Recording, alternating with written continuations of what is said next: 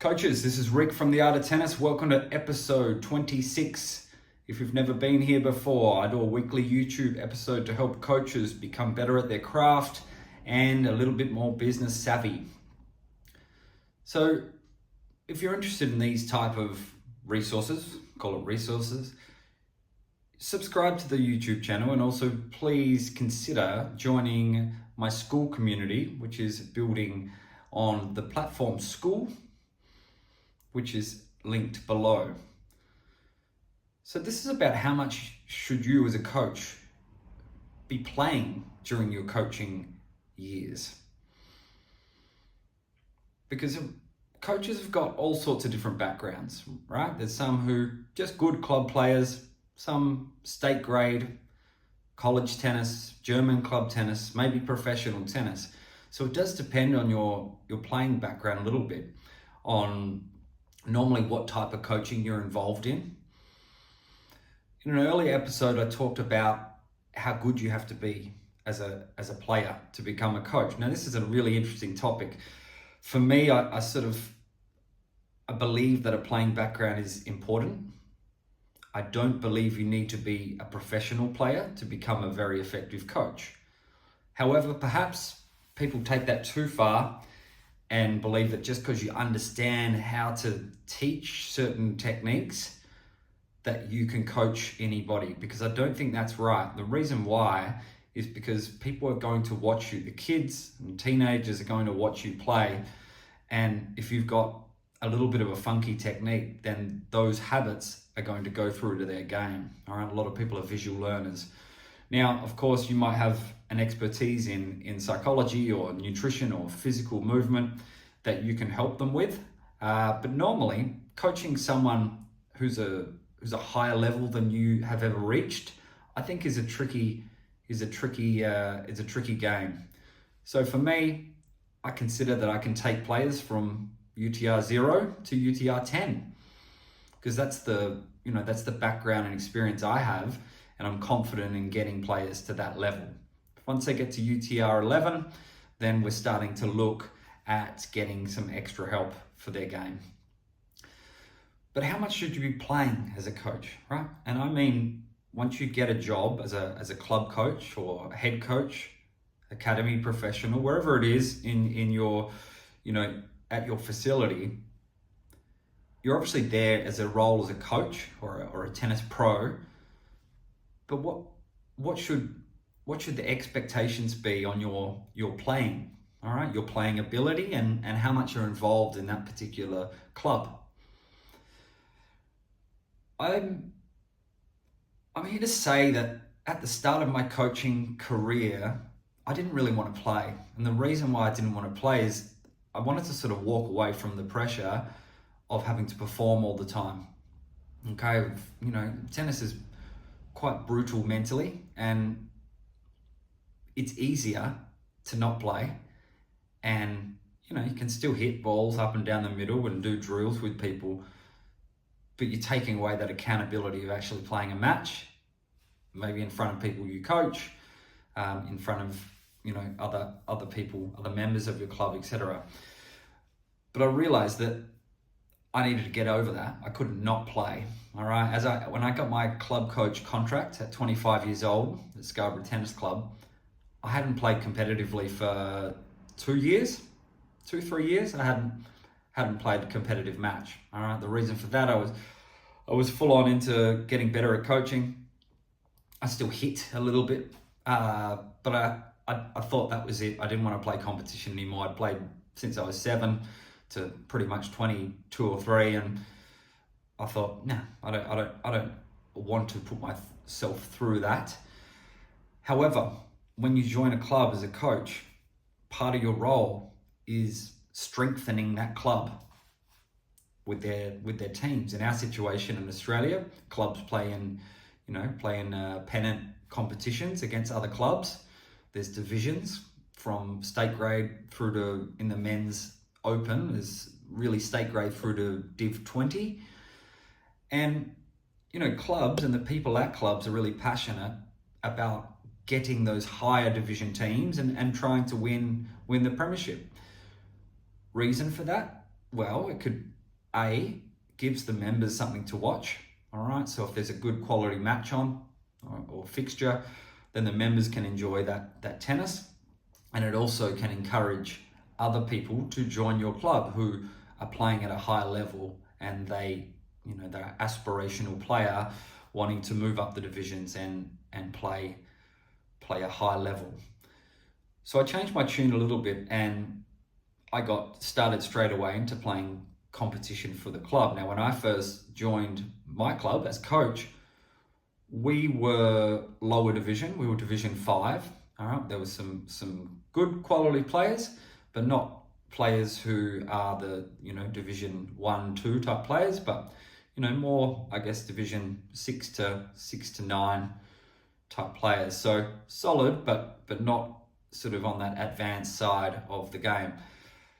So I played number 1, and we slowly built up our team, and I recruited other people I knew to join in. And each year we actually went up a division for several consecutive years. So we went from Division 5, recruited a player, we went to Division 4, Division 3, Division 2, I think a couple of years in a row of Division 2, and then we had recruited a full team of 6 strong players, similar level to me, to play in a Division 1 team, right? And so that brought a lot of good, positive attention for the club. It probably encouraged a few members to join, get involved in what would be the second team or third team in that competition at our club. And it certainly gave the members something to enjoy. As we, the first year in Division 1, we competed well. The second year we went through undefeated and we won the premiership, which was great. Okay, to win in Division 1, open premiership was great for us. We all enjoyed it, and great for the club.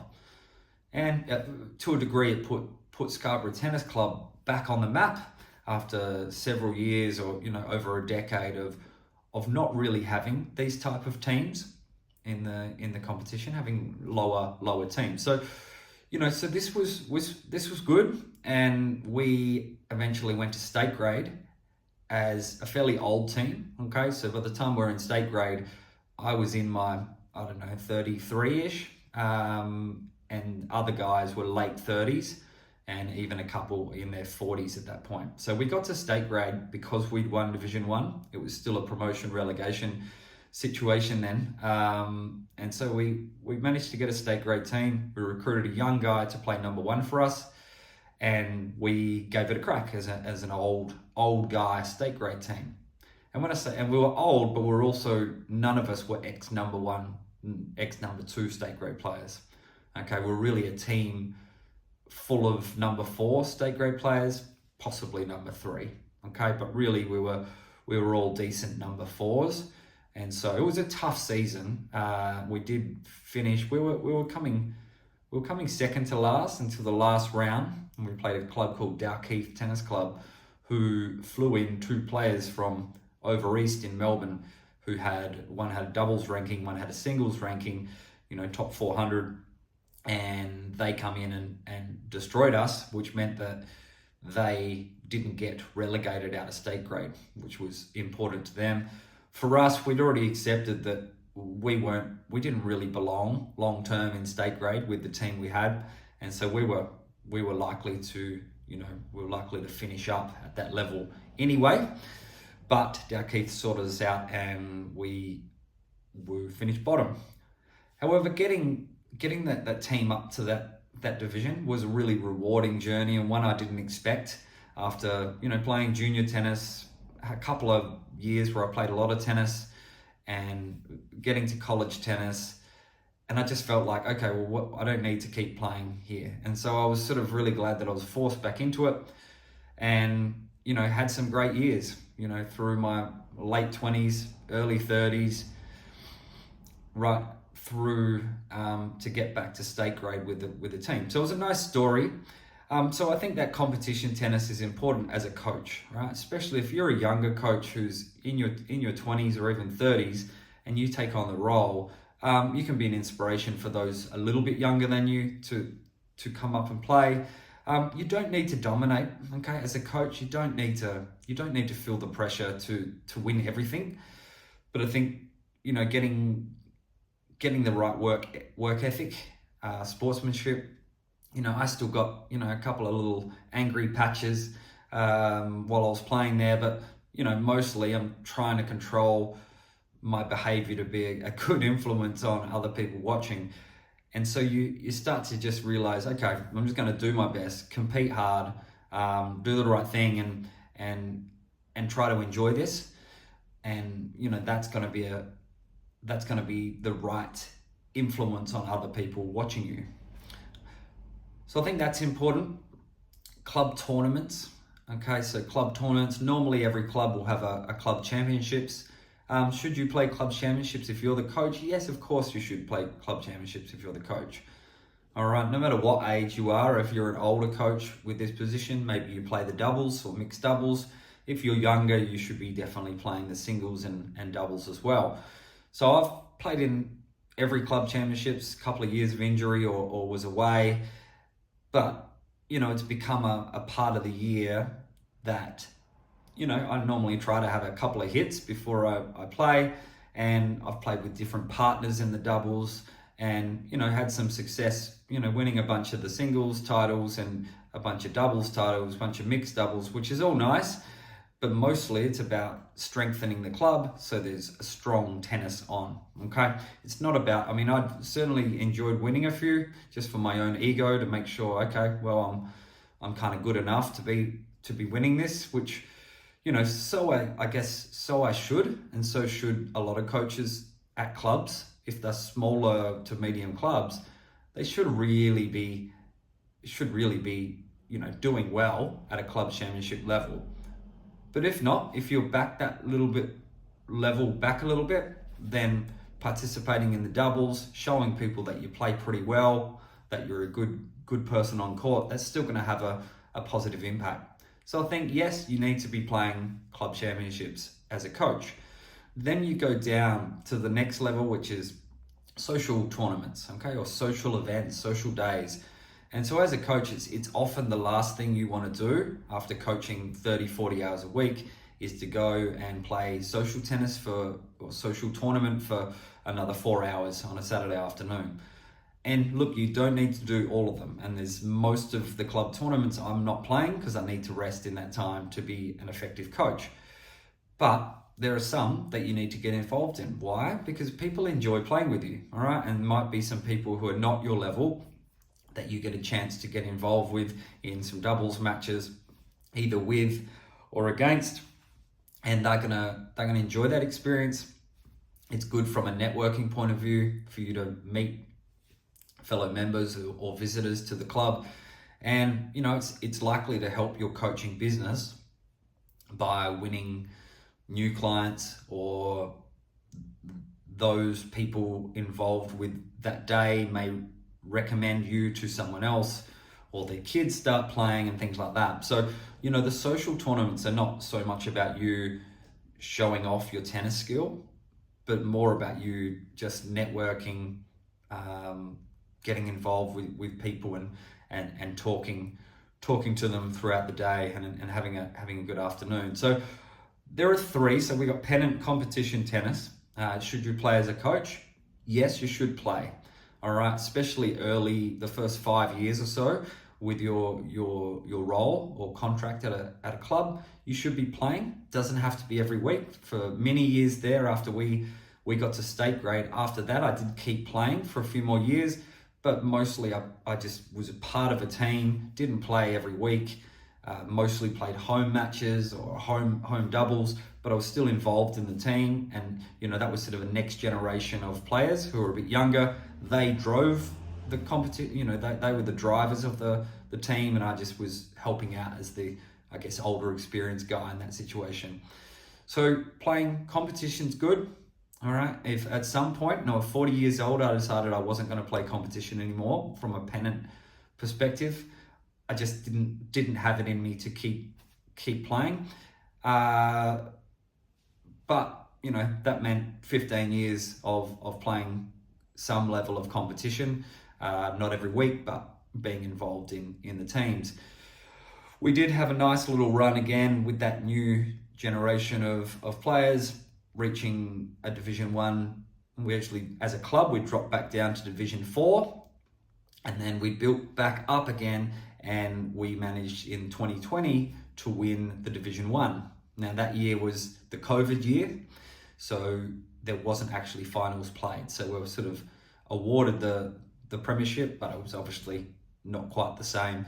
But that was a nice way to for me sort of go out around that second run at Division 1. And so now I've no intention to play pennants at this stage. There is a Sunday doubles comp, but as a coach, Sunday is your rest day, and I really believe that you need to have a day completely off the court. So Sunday doubles doesn't work into the coaching schedule very well, and the Saturday afternoon singles and doubles is something that I was happy to leave behind at 40 years old. So at some point though, I will play some vets tournaments which are available all over the world. All right, I'm turning 45 next year. I can go and play in the 45-year-old age group and compete well there and meet people from around the world. So I think it's an amazing opportunity we have as tennis players, that we can go all around the world and play these tournaments, right? Whether it's a proper Masters event, or whether it's just, going into other clubs and playing their social tournaments. So we've got that great opportunity. Club tournaments, I'll keep playing. All right, while I'm club coach, I feel an obligation to be involved in the club tournaments, and I like the tradition that we've built by playing club champs and breeding into young guys and young girls to come up and play the tournament. So club tournaments, club championships, definitely will keep playing. Doubles at this stage for me, and social tournaments. Look, that's just enjoyable now, right? It's not a grind. If I have to go out and play a couple of tournaments a year, then I can actually have some fun, because I know people have seen that I can play, so I don't have the worry of having to prove that I'm good enough, right? When you're early days as a coach, you're worried about being good enough, whether people think you're actually good enough to be that club coach or head coach, which, those insecurities can sort of drive you to perform a little bit. But after a few years, you know that you've proven yourself, and you can actually just enjoy it and help other people have a good time on the tennis court. So competition tennis, club championships, and then social tournaments. These are going to be the three main areas that a coach may want to get involved with as a playing point of view. Otherwise, if you don't play at all, I think you're always going to get question marks from maybe your clients, students, maybe parents of the students, on do they actually play? All right, and again, you don't need to be a world dominator, right? Don't need to be Patrick Rafter playing the club championships. If you're a strong player, even if you don't win, but you're competing and you're representing yourself well, then people are going to be impressed enough by that. So coaches, try to get involved with your club tennis, even if you feel like your playing days are behind you, or that your playing days are not a priority. You can still get involved with your club tennis, and not only is it going to be good for you, but it's going to be really great for the members and for your students. So I think that is it from me for today, and we will chat to you next week. Cheers.